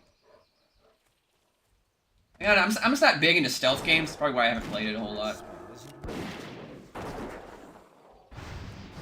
Nothing wrong with stealth games, just, you know, when it comes to stealth and stuff, if it's optional, it's optional.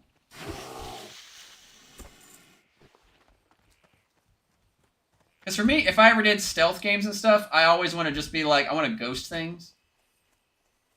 You know, it's like I want 100% ghost. You know, see me. I don't want to have to take down anybody and stuff. I don't want to have to kill anybody. I just want to, like, you know, full-blown stealth. I want to John Cena way through it.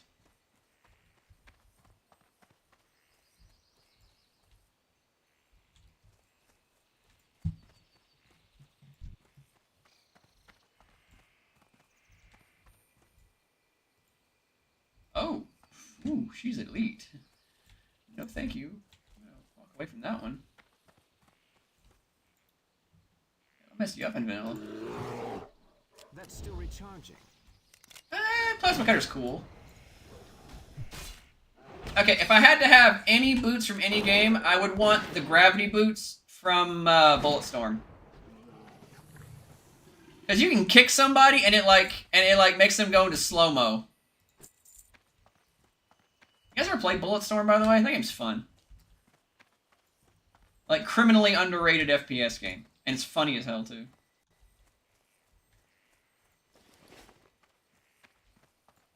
Waggleton P. Tallylicker. Have I ever showed you that game? Might have to download it on PS5. It's free on there. And show it to you.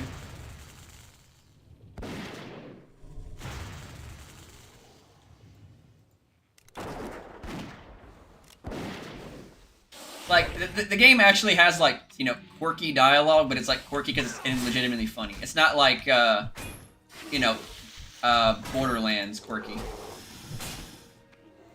Am I just tired of that? Am I just tired of, like, you know, let quirky dialogue, tee-hee? Isn't this funny, guys? Pause for a laugh. Please clap. Can you tell I'm a failed sitcom writer? Please clap. It's like, if you were funny, you'd be writing for a sitcom, and even then, I'm pretty sure that'd be up for debate. But I'm really... Again, it's that whole please clap thing. Yeah, that's what it feels like whenever, you know, you have these quirky writers doing epic jokes and pop culture references in their writing. It's like, please clap, we reference Thing, guys. Thing! I know Thing. I know Thing! Do you know Thing? Do you know Thing? Look, I'm referencing Thing! Please clap! That was a clap, more of a cheap clap there. Oh, so that's how they get the job. But yes, or like never shuts up dialogue, like High on Life, or yeah, or what's that one game that canned the entire studio? Forspoken? Forspoken, yeah, like Forspoken. It's like someone let me into the room with some of these writers and stuff, and I'll fix the problem. I'll tell them, that's not funny. That's not funny at all. It's actually quite annoying. Let me in the room with them. I'll solve this quirky writing epidemic, okay? I'm gonna blame the MCU for this, which, by the way, its downfall has been less than downfall, more of a free fall at this point. The thing is, like, I expected that to happen. I expected people to get really tired of the MCU formula because that's how everything works, you know? Everything goes in, like, cycles. This is popular for a time. This is popular for a time. This is popular for a time and stuff. But it's like, but the MCU has been, like, really, really, like sticking around, you know? And it's like that. And that's the thing, it's fine, you know? But it's like, people are just getting so tired of it. It's like, again, this isn't downfall, this is freefall. I'm just tired of seeing it. The thing is, like, I don't want comic book stuff to go back to being like to be how it was, because that means all they're gonna do is just be like kind of they're gonna go back. I mean, I'm not gonna miss the quirky dialogue and stuff because I'm really tired of that. It's not funny. isn't ready. But it's gonna go back to being that nerdy comic book stuff that everybody gets made fun of and stuff. And I love comic books. I don't know, I disagree with you, Jason. I actually think the MCU at one point in time was really good. Like, it was, you know, there's a reason why people like it so much, and there's a reason why it's been around for so long. I'm not saying, you know, money means quality. If that's the case, the Twilight series would be among the top echelons of important media. But no, at one point in time, the MCU was legitimately really good. In fact, you know, Guardians of the Galaxy Volume 2 actually is one of the few films that made me kind of cry because it touched upon some things that hit close to home with me, that being cancer and absent fathers and adoption. You know, I'm an adopted man. My adopted father died of lung cancer 9 years ago. Still not over it. Never going to be over it, actually. So that really hit close home for me. It's a movie that, you know, it tugged on my heartstrings in a way that I felt was mature, and it was funny in ways that was actually, like, you know, character driven, and I really liked that about it. Fine film, great film, actually, and the MCU is genuinely good at times. Even the bad stuff, even when it's bad and stuff, even when it was bad during the Golden Age, it was still pretty good at times. I mean, I have problems with Endgame. That first act is really slow, and then it finally picks up toward the end, and it's like, it gets good again. Okay. But, yeah, it's like, it has problems. I'll be the first person to admit that. But I still really, really enjoyed a lot of it. So I think the MCU was good. But, man, when they when they got in their comfort zone, you know, like of this quirky dialogue laden material, that's when they got bad. And that is the ultimate problem with it, unfortunately. It's like, they never really, like, stopped doing that, you know? Like, and now every character does it, and now they have all these different, like, lines of dialogue. And top of the special effects are just getting bad. Like, have you seen MODOK? He looks terrible. Like, I thought She-Hulk looked bad, but then I saw MODOK. I'm like, look, I know Disney overworks the crap out of their digital effects budget and stuff like that, but maybe, just maybe, take more time with it. Take some more time and don't put out crap like that. Yeah, because it's pretty bad. MODOK looks like the annoying orange. Oh. Yeah, that existed, didn't it? Yeah. I've got garbage like that. See, here's the thing too. Not only do we have like quirky dialogue, but now we have self-aware quirky dialogue. We have. No. I hate it. I absolutely hate it. I hate it even more than I hate like regular quirky dialogue. Self-aware quirky dialogue. Tee-hee, look at these funny little zingers that we're throwing in, but we know it's bad. Wink, wink. Hate it. It's just annoying. It's just not really. It's made by insecure people who are not comfortable with their own writing, so they're but they won't be taken seriously and stuff. So they're like, hey, I wrote this, guys, but isn't it like really cringe and stuff? Hee I'm in on the joke. It's like, you're just a bad writer. Admit it. You just don't want to admit that you're a bad writer. So you're masking it. So you're feigning security by saying that your writing is bad.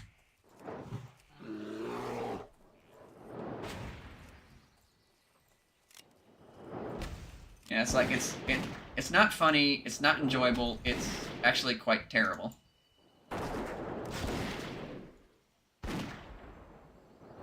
My biggest problem with it, you know.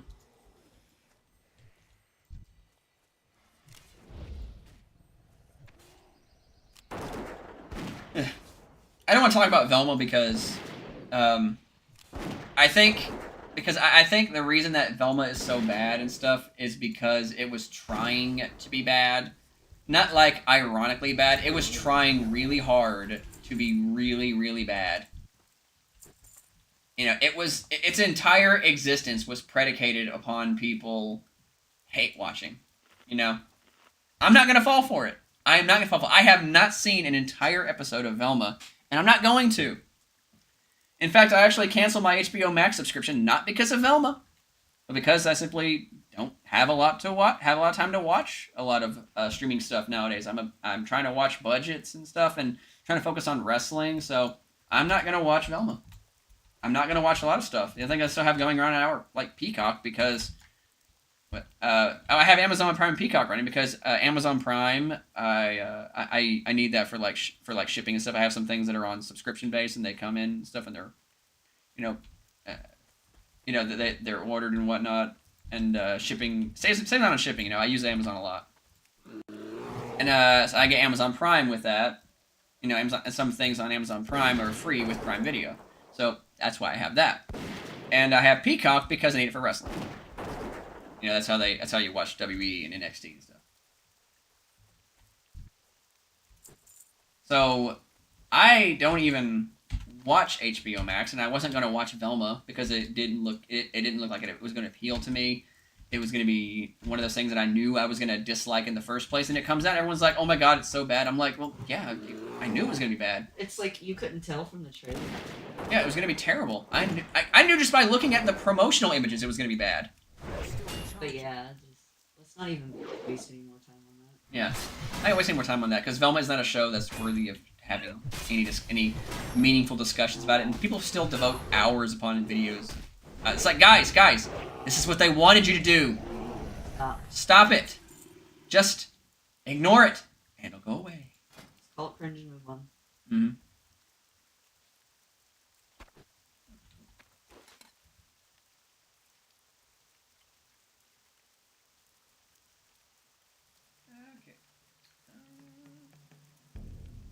Thoughts on new TMNT film? It looks bad. It looks really bad. Not gonna watch it. That's it. I don't know. I will comment a little bit on the whole April O'Neil controversy. Eric July thoroughly debunked the whole April O'Neil was originally black myth. That's all I'm gonna say. By the way, Eric July actually has a comic book out right now. It's called, What was it? Isom? Yeah, it's called Isom. I actually have a copy of it. I picked it up because I was like, wow, that's the best-selling independent comic book of all time. I gotta get in on this. I gotta see, I gotta, like, I want to be part of history here. I'm a big supporter of independent books. So, I wanted to check it out. It's pretty decent, actually. My copy of it is around here somewhere. I'll find it later. Did you hear The Crow is getting remade? I did. I've been hearing that for years. Honestly, I'm more excited for the Red Sonja film coming out. I've been following the Red Sonja movie since like 2009, so the fact that they're actually finally moving forward with it and stuff, they have a director who's actually, passionate about the character. To me, it's like, finally! Finally! Because, man, I actually have like a video that I'm working on. Like, I have a script written out for it and everything, detailing, like, the development hell of the current Red Sonja film that's finally going to come out. So, we're actually getting somewhere with it. Now, if only we can get another Conan movie. That would just send me into orbit.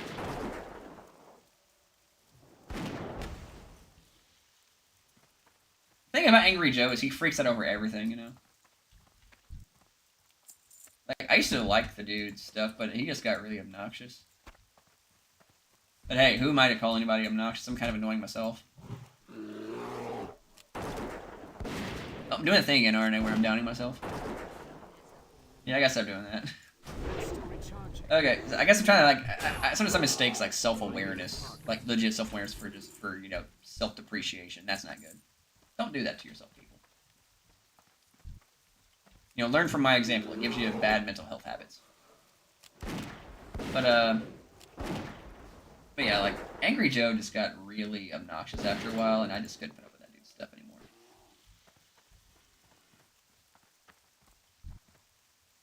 The movie deserves to stay in development hell? Tough one. That's a tough one.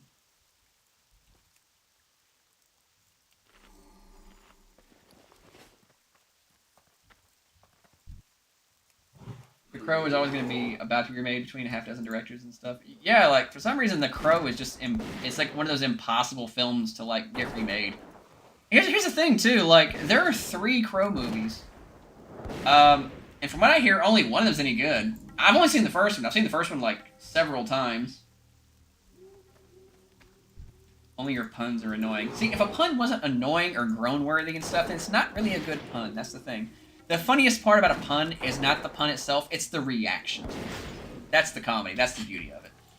When you're groaning like, ugh, I hate you so much right now. That's the funny part, okay? You don't do puns because you're trying to make other people laugh. You're doing puns because you want to make you laugh. And that's the fun part. Make puns, I promise. They are fun to do at the expense of everybody else.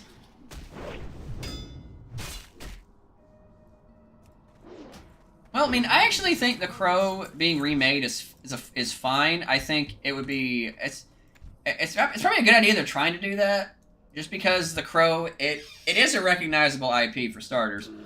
It's also a cool character and stuff, and it does not deserve to be that movie that is associated with Brandon Lee's death. Don't get me wrong, everybody likes that movie, and I like it. I like it a lot. But I'll be the first person to admit I do think it's kind of the movie is kind of overshadowed by the fact that you know that it is overshadowed by the fact that oh shit, my pet's dying. Yeah, pet's dying. Uh oh, my pet's dead. Run, run, run, run, run, run, run. I'm running away like a little... I can't pass that yet. Oh no. Wait. Ah! Get away! Get away! I never saw a Crow 2. Ah! Okay, okay. They're turning away now. I've got to revive my pet.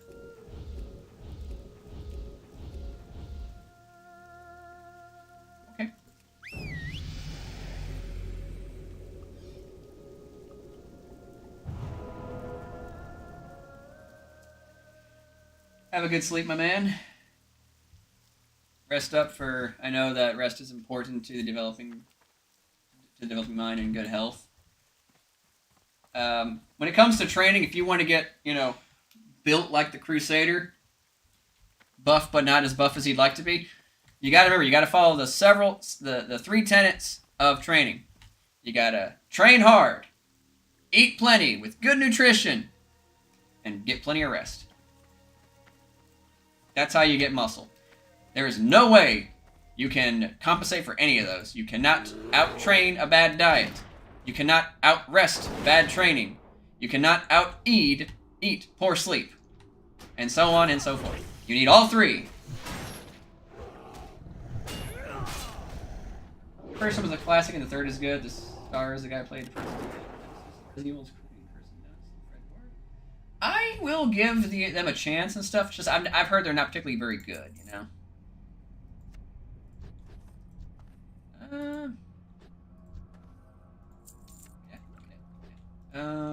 see. I gotta open up.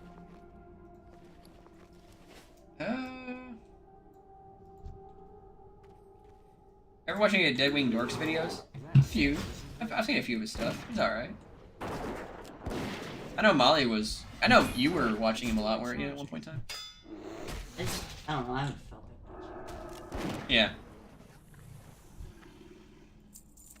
He's I think he's one of those creators with that. He's like, you take him in bursts. It's like, hey, this is good. I'll watch him for a bit. And you gotta, it's like, I'm moving on. Nothing wrong with that.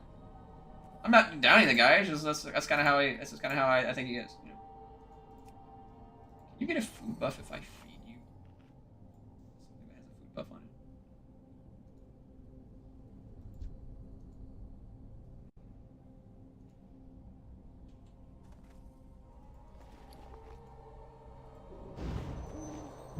And so I'm just gonna...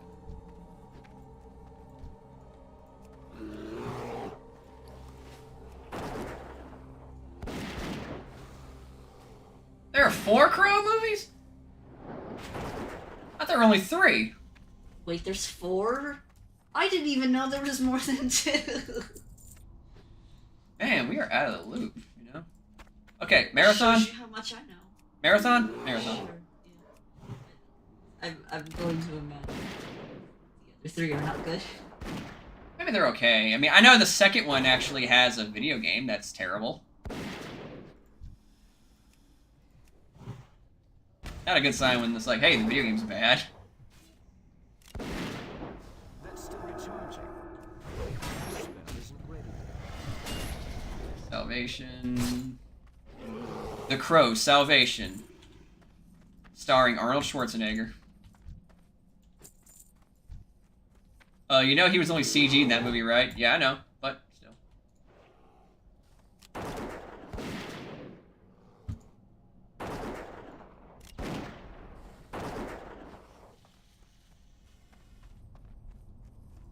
I have not even seen the second one yet. Again, I know I need to, just out of curiosity purposes. It's been on my watch list for years because I've seen the first one like 5 times and it's really good.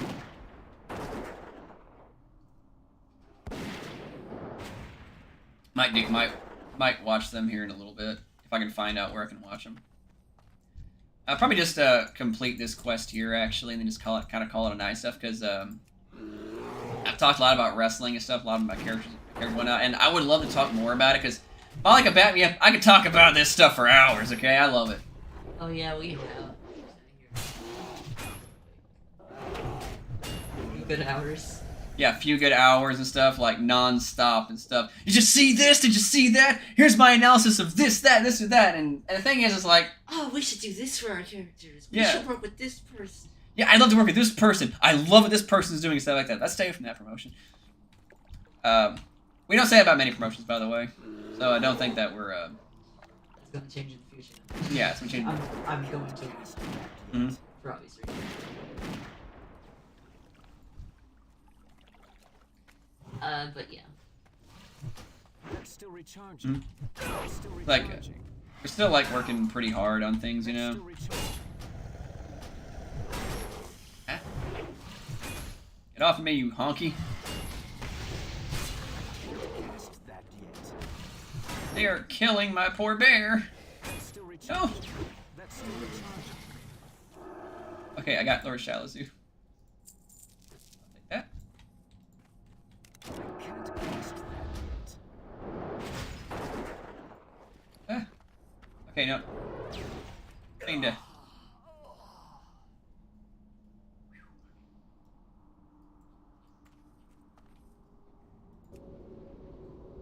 Okay, reviving the pet again. Okay, it's okay. I killed the guy I was supposed to kill, so that's the important part.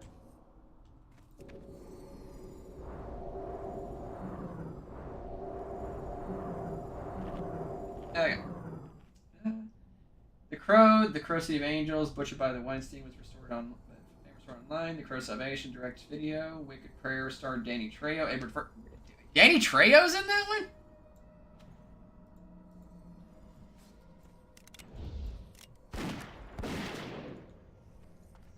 Oh, dang. I didn't know a lot of that. So much I don't know about the Crow series. Hey, you know, make a really good movie actually. The Darkness. That'd be tight. Can't cast that yet. Yeah, there's a video game based on a comic called The Darkness. And yes, the main character is very, very edgy. He has 2 guns and evil like shadow serpent spirits that follow him and eat hearts. Yes, he has long black hair and wears a trench coat. My name is not important. Oh, no, not that. Oh no, not that. He's not quite edgy as not important.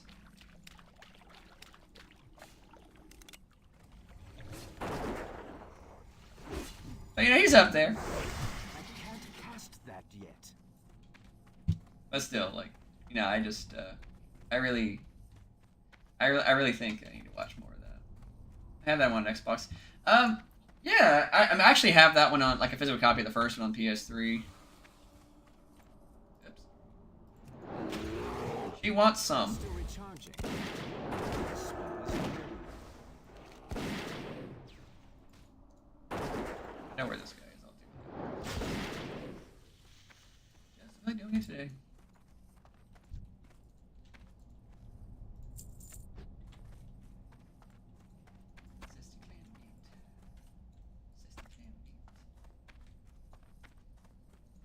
Not important is Nathan Explosion if he had no musical outlet. That's funny. Blacker than the blackest black times infinity. You know what's funny? I actually thought about reviewing that game. Well, when I was still doing Majors reviews, I thought about reviewing that game. Because that game's not really that bad. Like, the thing about Hatred is it was given an adult-only rating literally because of, like, internet backlash and stuff. That game does nothing that is more violent than, like, Mortal Kombat. Yeah, Mortal Kombat is way more violent and brutal than Hatred is. And that game gets a mature rating and played on national stages and stuff, but no. Hatred gets branded with the adults-only rating. Oh, is the game, like, hypersexual? Not at all. Does the game swear a lot? Well, yeah, but not any more than a lot of other M-rated games are. In fact, Deadpool swears more than that game does. Oh, is it, like, super graphic and violent? Well, it's violent. That's the nature of the game. But it's not any more violent than Mortal Kombat or even Postal. But Postal is a satirical game. So is Hatred. Yeah, Hatred does not play... Hatred's story may argue that it plays it straight, but the developers have straight up mentioned that the game is a freaking satire.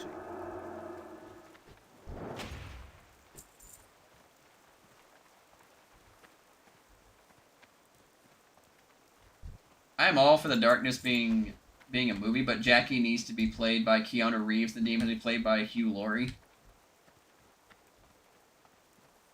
I don't know, I know that Keanu doesn't age and stuff. I think he might be a little too old for that role. There, Jackie's in like what? His what, mid-20s in the first game? Something like that anyway. Spell isn't ready yet.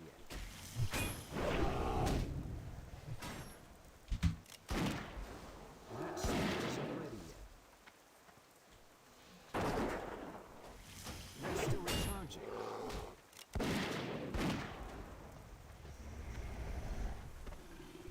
Hotline Miami is more gruesome, but I guess it's, you know, it's because it's like 2D and stuff. Then they kind of let it get away with that, you know. Well, it's just two-dimensional and, like, you know, 8 bits and, like, you know, 16 bits stuff like that, whereas Hatred is like 3-dimensional and stuff. Okay, the Max as a movie would be really weird, but I would watch it. Like, I freaking love the Max. It's great. I don't know how they would do it as a video game. But a movie, I could see it being pretty good. Trippy, but good.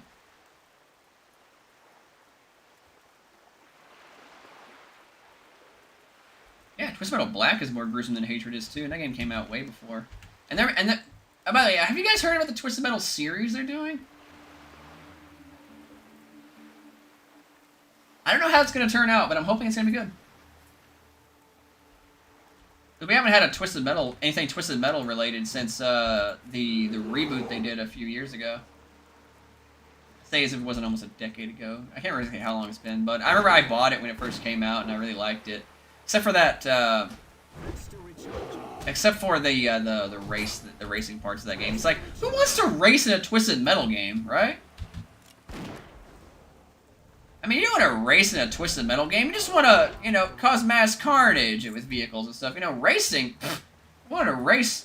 I would have bought a racing game. I don't want to race in Twisted Metal. I want to blow stuff up with cars. I don't want to, you know, go vroom vroom in one direction for a while and occasionally make a left turn. No. I want to blow stuff up with like missiles and machine guns and chain guns and miniguns and like nuclear missiles sometimes, like how Calypso could in Twisted Metal 4. Like, that's what I want. I don't want this. I don't want a drag race. That's boring.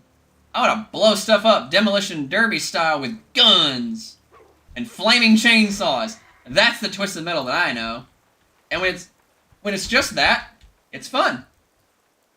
And I will say the story in the last Twisted Metal game was really good too. In fact, I showed Molly the story in that, and she really dug it. That was cool. She's like, oh, that is cool.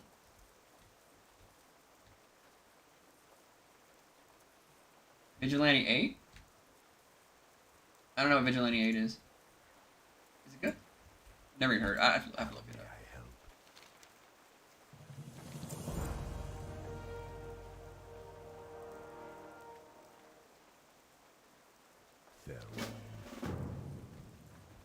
Oh, that thing gives me like how much agility? Greetings. Ooh. Lower spirit, but it's an upgrade.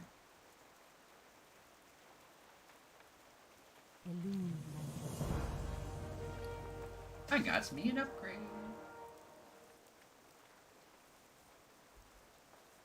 Alright, I'm just gonna go ahead and find me a person I can shell to. I can shell some stuff too. I say, tell you what. I know where one is. Oh yeah, they have some tent things here. That's pretty wow, that give you like rest bonuses. That's good stuff. What brings you here?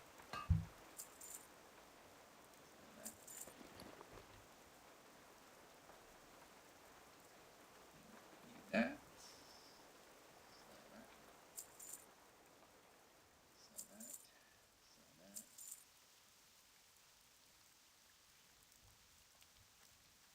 Farewell.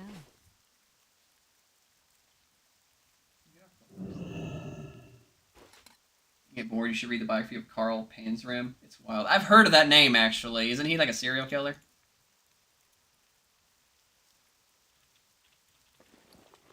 Karl Panzram? What? Oh, I thought you were looking that up. Karl Panzram? Isn't he a serial killer? Yeah, Karl Panzram. P-A-N...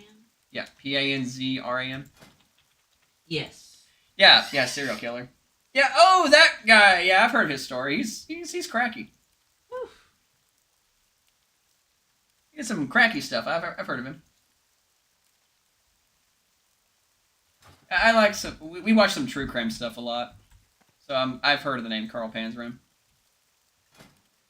Dude has issues.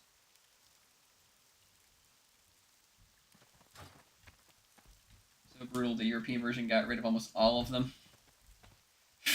Europe. Are of the highest quality. Of course, Europe would censor stuff. It's Europe. I mean, Europe did they do have, what is it, the video nasty list and stuff. She's facing the wrong way. How may I help? Wolf ribs.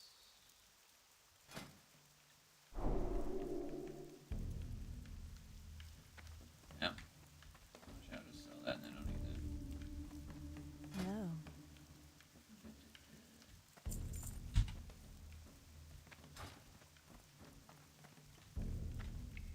A Vietnam vet turned cannibal. That was Twisted. Ha ha! That's the name, Twisted Metal, am I right?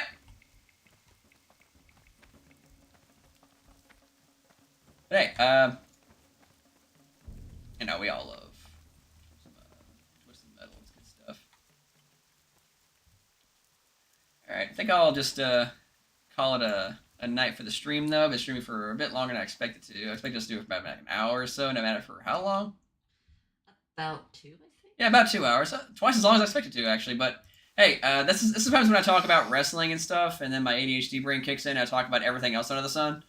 So I just have a really good time talking to people and stuff. I really should stream a lot more because I do enjoy it. I don't think I'm good at it, but I think I have a lot of fun doing it. So who knows? But yeah, go ahead and call it a night. Thanks to everybody for popping on by. It's been a grand old time. We'll have to do this again sometime. And again, I am working on some videos right now. Don't know when they'll be out, but I have some scripts already written, more of the Crusader stuff. And of course, keeping out for more wrestling stuff from yours truly coming forward. I've got a match at the end of the month, actually. I've got 2 matches at the end of the month. One of which is on my birthday. It's just a Battle Royal, but it's going to be at the training center that I'm at, that I train at all the time, every week. So I'm hyped for that. I get a chance to, you know, rub elbows with some of the higher ups and stuff in AML and get to know them a lot better. Looking forward to all that. So keep an eye out for what I'm going to do with professional wrestling going forward, what Molly's going to do with professional wrestling going forward, and what I'm going to do content-wise going forward, because I really want to get back into the swing of things, and I think if I get on that mindset, then it's going to be really interesting going forward. It's gonna, I think I kind of want everybody to be along with the journey for me on that. Okay, well, thank you all for stopping by again. I am Cobalt the Crusader. Have a good day.